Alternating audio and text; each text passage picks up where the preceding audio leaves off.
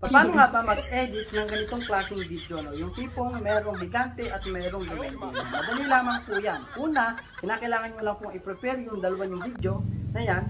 And then, ganito lang po yan i-edit. Una, open nyo lamang po ang inyong CapCut, create new project, and then hanapin nyo lamang po yung inyong video na kayo ay nagka-acting. For example, ito. Overlay nyo lang po yung isa nyong clip na kung saan yung gagawin nyo pong duwende. For example, ito. And then, ito pong clip na to, i-click nyo lamang po, hanapin nyo po yung remove background, no? Yan, auto removal. And then mga lodi, no, i-resize nyo lang po siya or i-drag nyo lamang po siya ng inyong dalawang daliri para lumiit po siya, depende sa size na gusto nyo. For example, yan.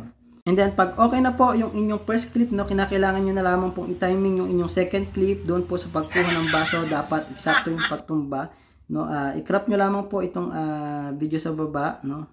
Delete nyo lamang po yung mga hindi kailangan, and then i-drag nyo po to kung saan po matutumba yung second clip. Eksakto nyo po doon sa baso. So yun mga lodi, no? After po nun, i-click po natin itong second clip, and then i-drag po natin yung video para umabot dun sa unahan. And then ayan na. Yun, sakto na po siya, no? And then kayo na po bahala maglagay ng gusto nyong music or audio effect.